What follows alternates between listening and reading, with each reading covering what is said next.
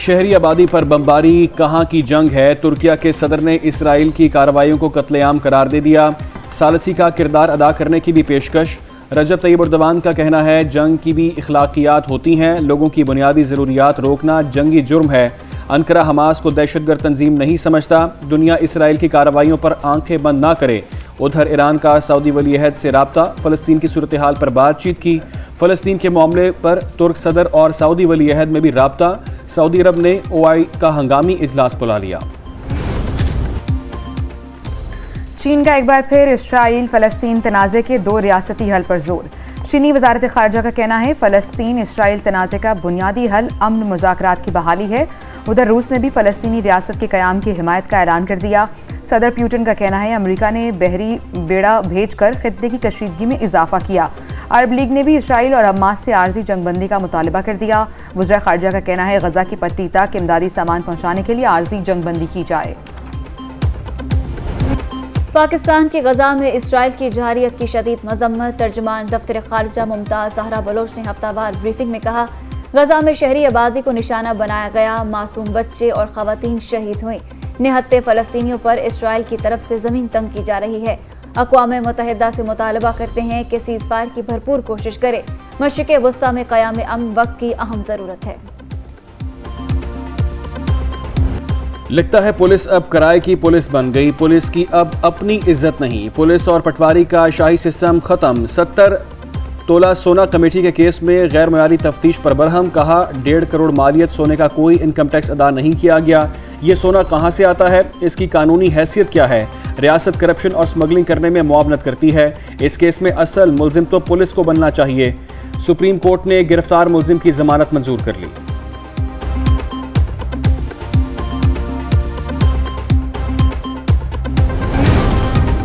नवाज शरीफ ने सियासत करनी है तो कई कानूनी रुकावटों का सामना करना पड़ेगा। निगरान हुकूमत ने नवाज शरीफ की वतन वापसी के लिए डील का तासुर गलत करार दे दिया।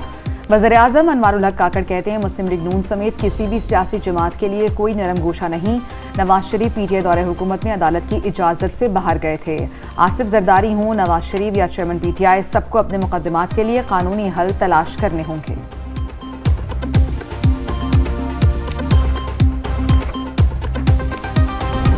नवाज शरीफ साहब के मामले में ये अपील इतनी इम्पॉर्टेंट इसलिए नहीं थी कि इलेक्शन एक्ट में अमेंडमेंट आने के बाद और वो अनचैलेंज है, आज वो राइजुल वक्त कानून है।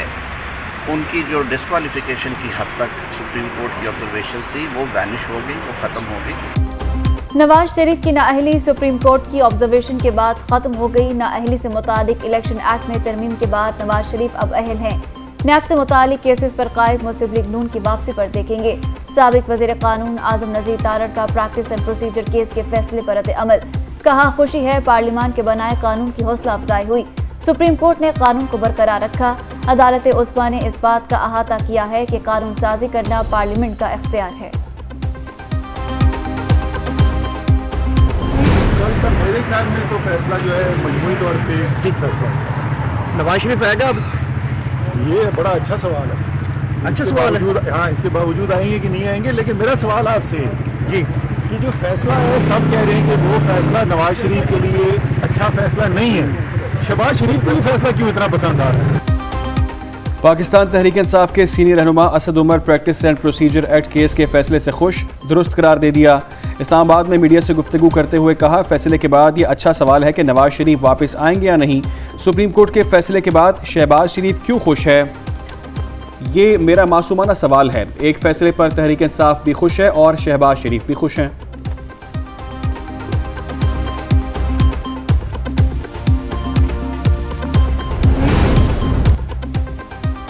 नवाज शरीफ की वापसी अहदेदारों के लिए इम्तिहान। मुकर्ररा हदफ के मुताबिक कारकुन न लाने वालों को आम इंतखाबात में टिकट न देने का फैसला। मुस्लिम लीग नून मॉडल टाउन सेक्रेटेरिएट में कंट्रोल रूम कायम। मीनार पाकिस्तान पर कितनी गाड़ियां और आदमी पहुंचेंगे, नून लीग ने डेटा जमा करना शुरू कर दिया। अहदेदारों और साबिक अरकान असम्बली से तफसीलात मौसूल होना शुरू। गाड़ी नंबर, मुसाफिरों की तादाद, मीनार पाकिस्तान पहुंचने का वक्त सब बताना होगा। डेटा की रिपोर्ट मरियम नवाज को पेश की जाएगी।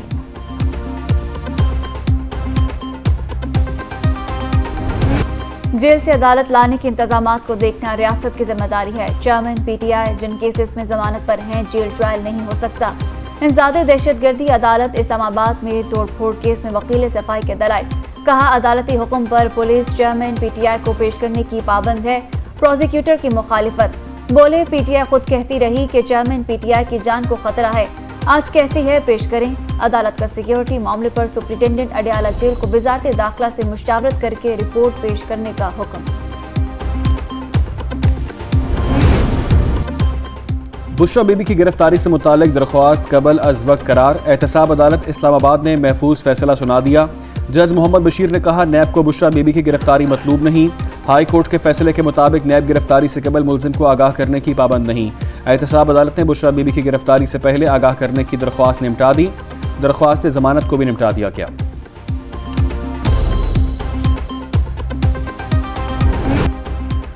हुकूमती इक़दामात के बाद अमरीकी करेंसी की गिरावट जारी। रुपया मजीद मुस्तहकम। इंटरबैंक में डॉलर मजीद 76 पैसे सस्ता 278 रुपये 75 पैसे का हो गया। ओपन मार्केट में डॉलर की 279 रुपये में फरोख्त। पाकिस्तान स्टॉक एक्सचेंज में मिला जुला रुझान जारी। उधर स्टेट बैंक ने कवायद ज़वाबित की तामील न करने पर बी कैटेगरी की 5 एक्सचेंज कंपनियों के लाइसेंस मुअत्तल कर दिए। पाकिस्तान का माली खसारा हदफ से 1137 अरब से ज्यादा होने का तखमीना। खसारा जीडीपी के 6.5% के बजाय 7.6% रहने की पेशगोई। कर्जों की शरह 60% की कानूनी हदफ के बजाय 72.2% रहेगी। IMF ने फिस्कल मॉनिटर रिपोर्ट 2023 जारी कर दी। रिपोर्ट के मुताबिक साल 2023-24 में खसारा 8,082 अरब रुपए तक पहुंच जाएगा। हुकूमत ने माली खसारे का हदफ 6,905 अरब रुपए मुकर्रर रखा। सिंध हाई कोर्ट में बल्दियाती नुमाइंदों को माली इख्तियारात फराहम करने का केस। इलेक्शन कमीशन ने जवाब जमा कराने के लिए मोहलत मांग ली। इलेक्शन कमीशन के वकील ने कहा कल रात दरख्वास्त की कॉपी मौसूल हुई, जवाब जमा कराने के लिए मोहलत दी जाए। आज़ाद जमहूरी सिस्टम के लिए फ्री एंड फेयर इलेक्शन बहुत ज़रूरी है। चीफ जस्टिस बोले फ्री एंड फेयर इलेक्शन हर पाकिस्तानी की ख्वाहिश है। अदालत ने इलेक्शन कमीशन और दीगर फ्रीकैन से 31 अक्टूबर तक जवाब तलब कर लिया। समाअत मुलतवी।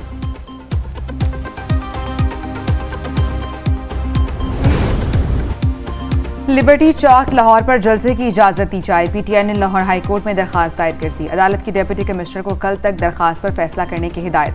पंजाब हुकूमत के वकील से सवाल किया, बताए क्या मसला है, क्यों अभी तक इजाजत नहीं दी। जस्टिस राहिल ने पूछा डिप्टी कमिश्नर कल तक फैसला करके बताएं कि इजाजत देनी है या नहीं। अगर इजाजत नहीं देनी तो फिर वजूहात बताई जाएं। उधर पीपल्स पार्टी ने भी लाहौर में 17 अक्टूबर को जलसा करने के लिए इंतजामिया से इजाजत मांग ली।